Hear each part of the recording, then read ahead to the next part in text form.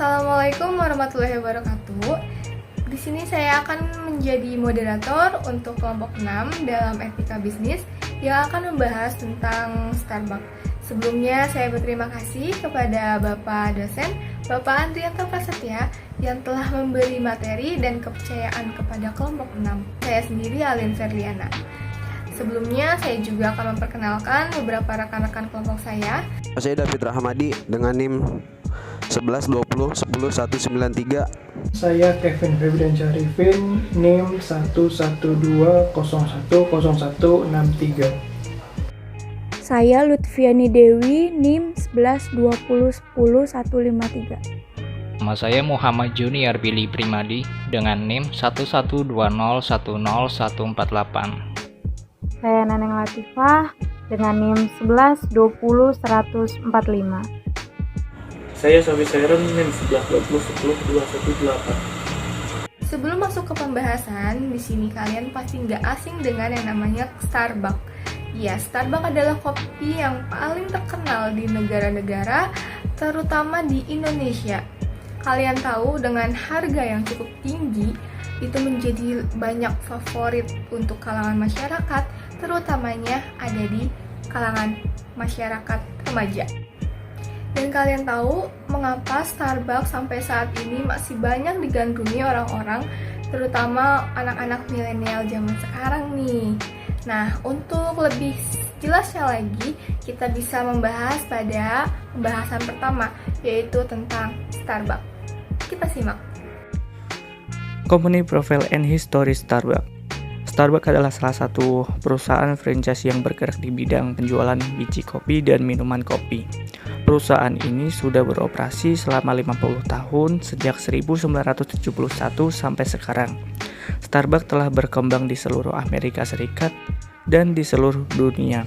Sekarang mengoperasikan lebih dari 20.000 toko di 63 negara. Starbucks didirikan oleh Jerry Baldwin, Gordon Bowker, dan Steve Siegel. Saat itu belum sebesar sekarang, hanya memiliki beberapa cabang dan menjual alat pemanggang dan biji kopi, belum menjual minuman kopi. Pada tahun 1982, Howard School bergabung dengan Starbucks sebagai Direktur Operasional Retail dan Pemasaran. Pada tahun 1983, ada sebuah momen yang merubah segalanya. Saat itu Howard School berkunjung ke Milan, Italia untuk menghadiri pameran. Di sana ia berkunjung di sebuah kedai kopi. Ia begitu terpukau melihat konsep penjualan di mana kedai kopi itu tidak hanya berfungsi sebagai tempat untuk menjual secangkir kopi saja, tapi juga tempat yang nyaman untuk berkumpul bersama teman untuk berbincang-bincang. Saat ia kembali, ia ingin menerapkan konsep itu di Starbucks. Dia ingin menjual minuman kopi dan memiliki tempat yang nyaman bagi para pembelinya. Tapi ide itu tidak disetujui para pemiliknya. Mereka merasa nyaman dengan konsep Starbucks yang hanya menjual biji kopi. Mereka tidak tertarik mencoba hal baru dan masuk ke bisnis menjual minuman. Howard pun merasa gerah dan kecewa, dan hal ini yang membuat Howard pun keluar dari Starbucks. Lalu Howard pun melanjutkan mimpinya untuk membuat sebuah kedai kopi dengan konsep yang diinginkan.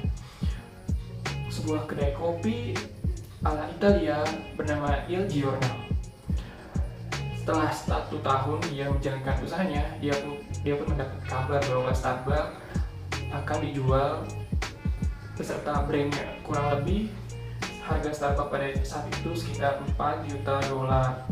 Howard pun bergerak cepat untuk membelinya dan mengambil alih kepemilikan dari Starbucks, dan Howard pun mengubah Starbucks menjadi kedai kopi yang mempunyai konsep seperti apa yang dia inginkan. Ia menghadirkan barista-barista profesional yang membuat kopi nikmat secara langsung kepada pelanggannya. Inovasi itu pun sangat disukai oleh para pelanggan Starbucks, yang menjadikan Starbucks memiliki kepercayaan oleh pelanggannya, dan akhirnya Starbucks pun dapat cepat berkembang. 5 tahun berjalan, Starbucks telah membuka lebih 125 kedai kopi di Amerika Serikat. Tahun-tahun berikutnya, Starbucks terus mewujudkan ekspansinya dan membuka banyak cabang di seluruh dunia, termasuk Indonesia. Mempertahankan bisnis yang kuat menurut Schools adalah mengembangkan visi bersama di antara karyawan serta lingkungan tempat mereka dapat berkontribusi secara aktif. Memahami betapa pentingnya karyawan, Schultz adalah orang pertama yang mengakui bahwa perusahaannya berpusat pada interaksi pribadi. Kami tidak berada dalam bisnis kopi yang melayani orang, tetapi dalam bisnis orang yang menyajikan kopi. Meskipun merupakan salah satu merek kopi terbesar di dunia, Starbucks mempertahankan reputasi yang baik atas tanggung jawab sosial dan etika bisnis di seluruh komunitas petani kopi internasional. Membangun hubungan positif dengan pemasok kopi kecil sambil juga bekerja dengan pemerintah dan organisasi nirlaba dimanapun beroperasi. Perusahaan juga terlibat dalam program pengembangan sosial, berinvestasi dalam program pembangunan sekolah dan klinik kesehatan, serta proyek lain yang bermanfaat bagi komunitas penghasil kopi. Mengapa Starbucks begitu peduli dengan tanggung jawab sosial dalam strategi perusahaannya secara keseluruhan? Karena Starbucks Coffee Company memiliki inisiatif yang strategis untuk memastikan bahwa bisnis yang dibangunnya tersebut berada pada jalur yang positif dan bermanfaat bagi masyarakat dan lingkungan. Kumpulan inisiatif tersebut diberi nama Starbucks Shared Planet dengan slogan UN Starbucks is bigger than coffee. Memperkuat merek dan kepuasan pelanggan Starbucks dengan meningkatkan mesin pembuat kopi, memperkenalkan item makanan dan minuman baru untuk konsumen yang sadar akan kesehatan dan anggaran, dan memfokuskan kembali pada produk intinya. Mengapa Starbucks banyak diminati banyak orang? Ya siapa sih yang gak kenal Starbucks kan? Kedai kopi terkenal ini banyak dinikmati oleh masyarakat, terutama kalangan anak muda. Kenapa? Karena dengan suasana yang tenang, wangi tempat yang khas, dan pemandangan yang membuat seakan kita berada di kedai kopi khas Amerika. Tapi apa kalian menyadari mengapa kopi Starbucks banyak diminati walaupun harganya cukup mahal untuk segelas kopi? Oke, studi kasus kali ini kita melakukan observasi dari beberapa orang yang bisa dibilang pecinta Starbucks. Mereka merasa puas dengan kenikmatan kopi dan beberapa topping yang disajikan oleh para barista.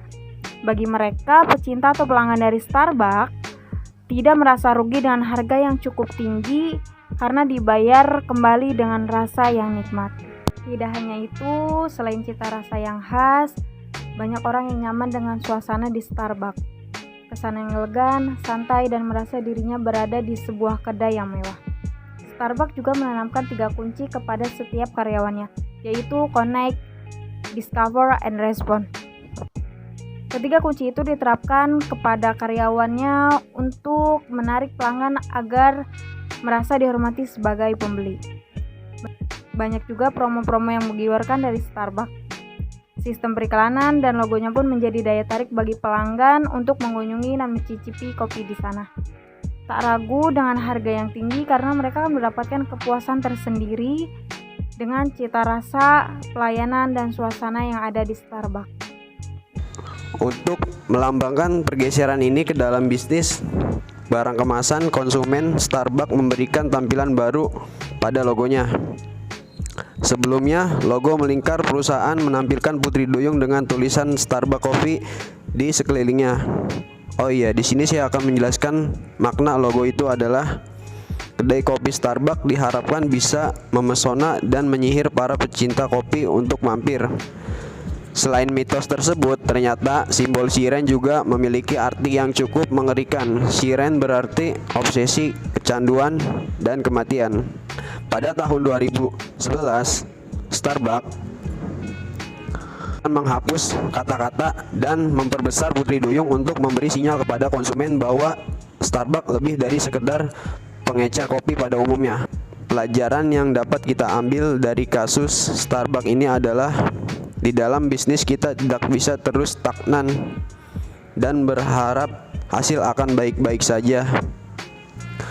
Bisnis harus mengikuti perubahan, tidak boleh santai dan terus begitu saja. Harus ada inovasi. Terima kasih. Nah, itu tadi ada beberapa pembahasan tentang tanggung jawab sosial dan kekuatan merek dari si kopi Starbucks gitu kan. Jadi untuk materi hari ini kita tutup dari kelompok 6. Terima kasih untuk kalian yang sudah meluangkan waktunya, dan terima kasih untuk para rekan-rekan yang sudah menjelaskan materi. Saya akhiri, wassalamualaikum warahmatullahi wabarakatuh.